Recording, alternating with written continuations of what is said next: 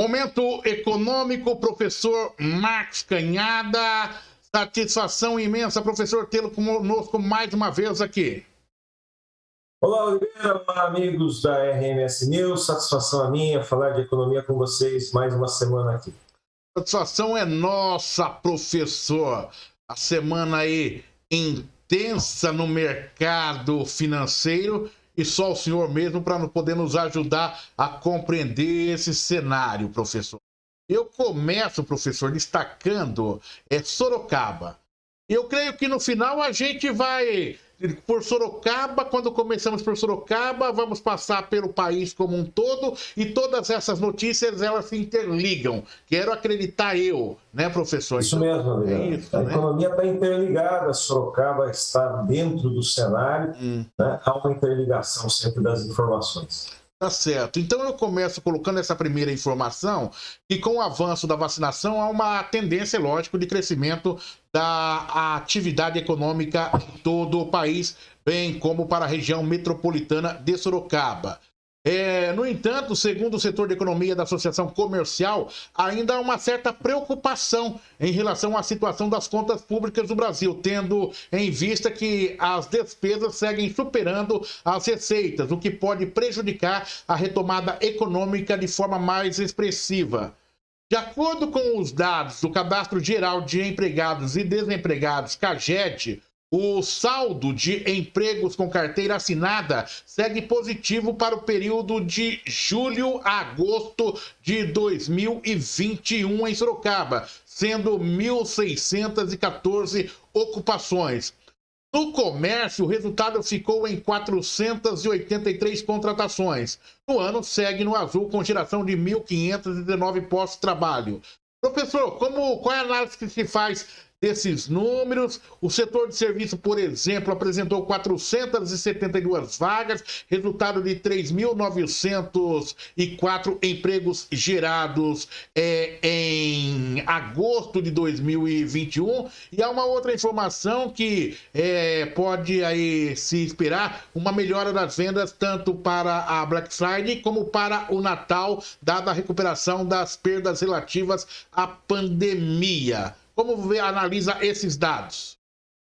Então, Oliveira, cenário de crescimento de emprego, mas é importante que a gente sempre olhe para a base comparativa, né? Estamos olhando agosto de 2021 em relação a julho do ano passado. O que acontecia em julho do ano passado? Uma crise violenta, comércio fechado, pessoas demitidas. Então, nós estamos num processo de recuperação, né? Não é para entender esse crescimento de uma forma assim extremamente positiva, como se a gente estivesse resolvendo todos aqueles problemas de estoque de desempregados que a gente vinha acumulando já antes da pandemia.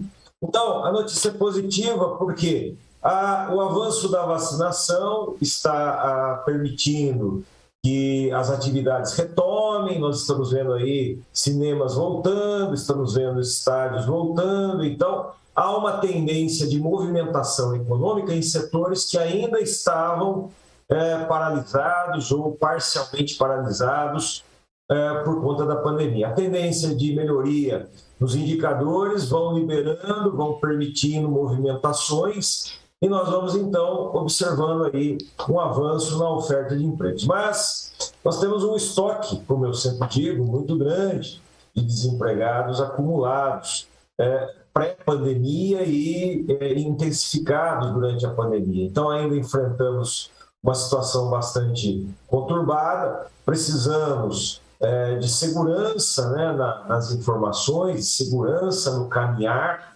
para que isso, associado à vacinação, associado a queiramos sempre, ao fim dessa pandemia, tenhamos movimentos na engrenagem da economia que andem com maior velocidade do que o normal para retomar todo aquele acumulado de transtorno que nós tivemos nesse período pandêmico. Então, é notícia interessante, estamos avançando, mas ainda numa situação bastante delicada no que se refere ao emprego. Correto, professor. A gente sempre, quando parece querer trabalhar a questão local, sempre, na semana passada nós falávamos isso, de expectativas positivas. Entretanto, quando jogamos para o cenário nacional, quando a gente vai para Brasília, nem sempre as coisas caminham da forma como a gente tem esse otimismo local. Eu tenho uma informação aqui que o presidente Jair Bolsonaro prometeu, nesta quinta-feira, pagar um auxílio a 750 mil caminhoneiros para compensar o aumento do diesel. Ele não disse de onde vai tirar os recursos, nem a partir de quando será pago esse benefício. Por outro lado, professor, uma notícia que acaba de chegar e que vai repercutir, já repercute nesse momento: 4 secretários de Guedes, do ministro Paulo Guedes, pedem demissão após manobra para driblar o teto de gastos. São as manchetes que chegam.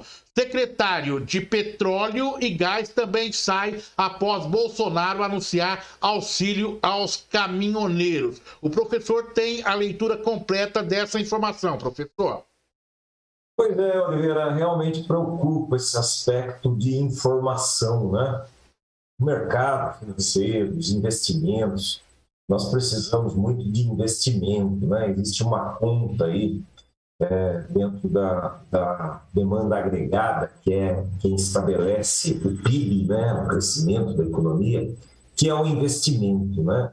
E quando as informações elas chegam de forma desordenada, os investidores acabam ficando reticentes, medrosos, né? E acabam, então, reagindo de forma bastante conturbada. Então, nesta semana, nós tivemos aí informações que vêm do meio político, né? A primeira informação que dava conta aí da prorrogação do auxílio emergencial, né? E aí o mercado se preocupou, mas vai aumentar, e da onde vem o dinheiro? Agora, uma segunda informação: vamos fazer um auxílio a uma categoria, mas da onde vem o dinheiro?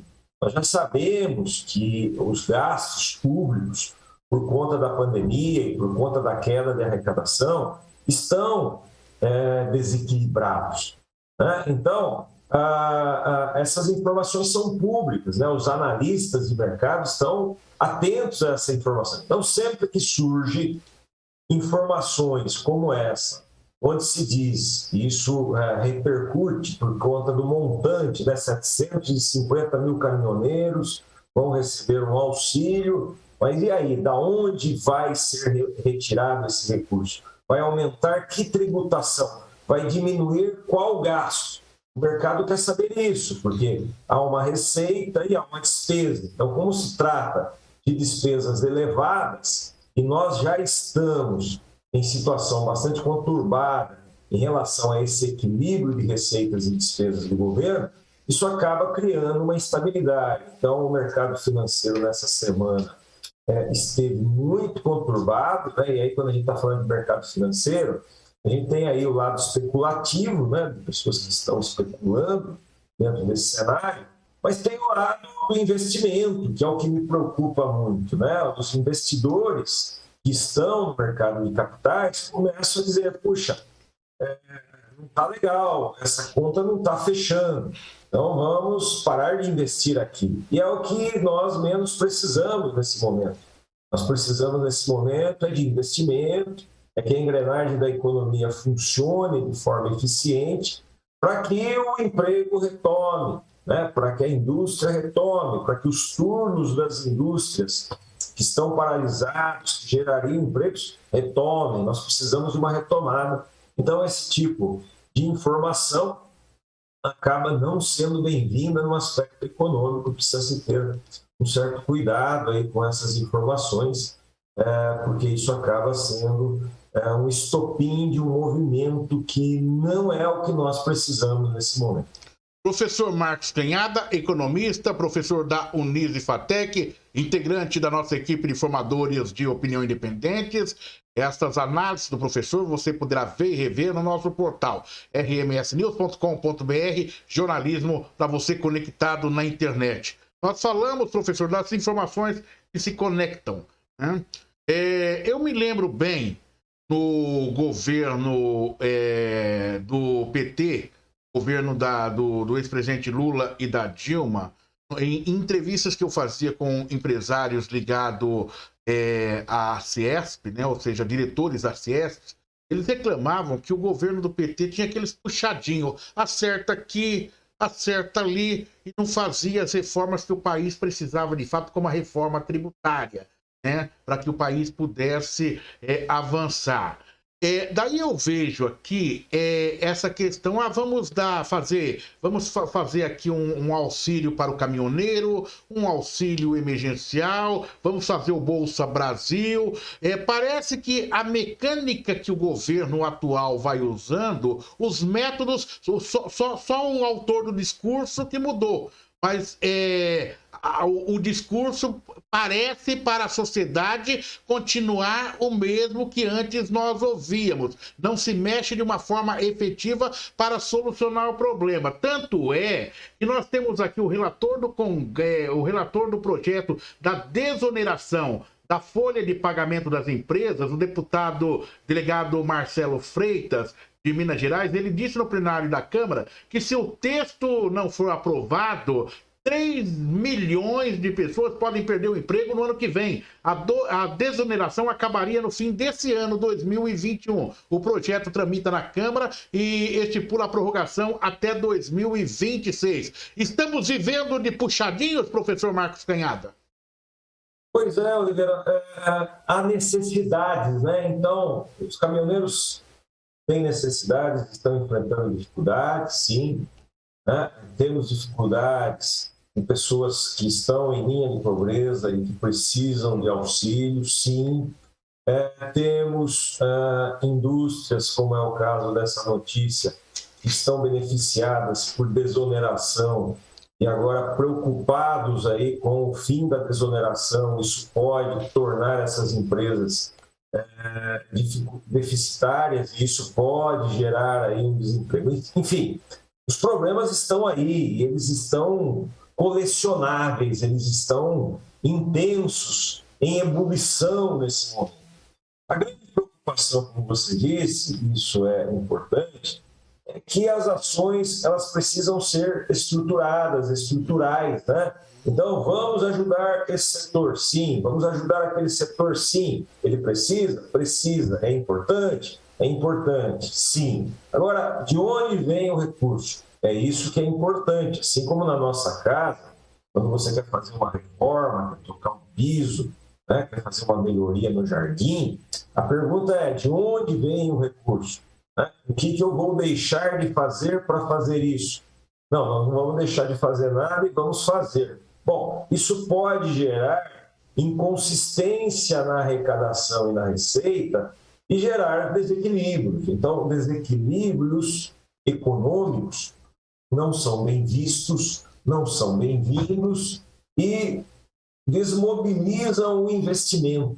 Então, realmente, nós temos aí problemas estruturais, como você disse, na questão tributária, né? Então, esses aspectos de desoneração aqui, desoneração acolá, precisam ser substituídos por planos, né, que tragam uma menor tributação, que tragam uma melhor eficiência tributária nesse país e que a tributação seja suficiente para atender às necessidades de todos os setores que têm dificuldades, mas que isso seja feito de forma equilibrada, né? De forma que seja permanente, sejam políticas que permaneçam e não, vai terminar a desoneração, nós temos que encontrar um caminho, senão daqui a pouco vai ter... Quer dizer, precisamos encontrar uma saída mais definitiva para essas situações nesse país, senão a gente vai estar sempre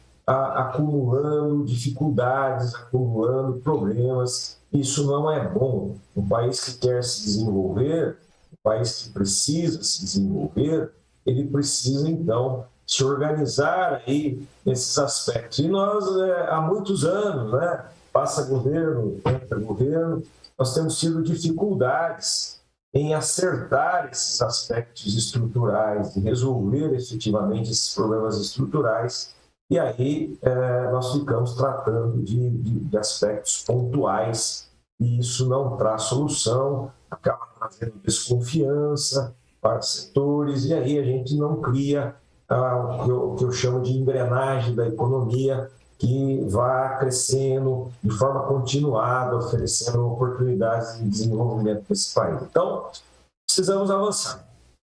Professor, só para a gente encerrar, diante dessa notícia que chega do pedido de demissão desses secretários. Eu já tenho o nome do secretário. Secretário de Tesouro e Orçamento e as áreas de cada um. O Bruno Funchal. O secretário do Tesouro Nacional, Jefferson Bittencourt.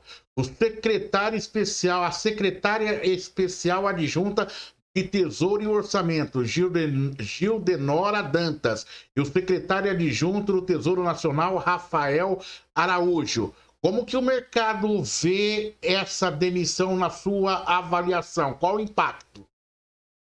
Sem dúvida, são pessoas importantes, todos os setores que você mencionou aí, são setores estruturais, secretários, ali o segundo escalão do Ministério da Economia, então é quem define os caminhos, quer dizer, quando a gente percebe a saída dessas pessoas, a gente vê que está havendo aí uma discordância, né? Que está havendo um encaminhamento diferente e isso preocupa, o mercado reage reticente, reage preocupado, né? Precisamos aí de uma resposta, esperamos que rapidamente o governo amanhã responda rapidamente, que dê rumos aí a essas questões, né? Para que a gente possa, senão nós ficamos aqui agora, o que vai acontecer? Quem virá? E quem virá vai manter, vamos manter, o auxílio continua, não continua, cancelamos o auxílio.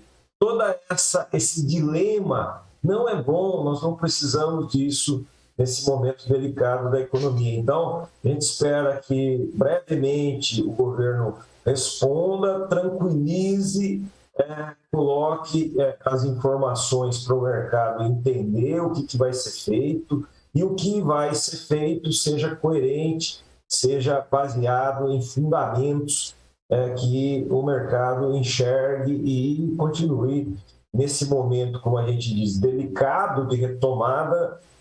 Isso não é bom, isso não ajuda a gente a caminhar o caminho que a gente quer, que é a saída de todo esse transtorno que a gente viveu aí nesse período recente. Professor Marcos Canhada, economista, professor da Uniso e FATEC, integrante da nossa equipe de formadores de opinião independentes, analisando os principais cenários econômicos do Brasil e do mundo, nos fazendo compreender a economia complexa de uma maneira fácil. Muito obrigado, professor. Até a próxima. Obrigado, Oliveira. Obrigado, amigos. Vamos em frente, vamos acreditar que a gente possa caminhar melhor amanhã do que hoje. Sempre essa é um otimismo que a gente precisa ter, né, para buscar aí a nossa felicidade. Abraço. Abraço, professor Marcos Canhada. Momento Econômico, repórter RMS News, jornalismo para você conectado na internet.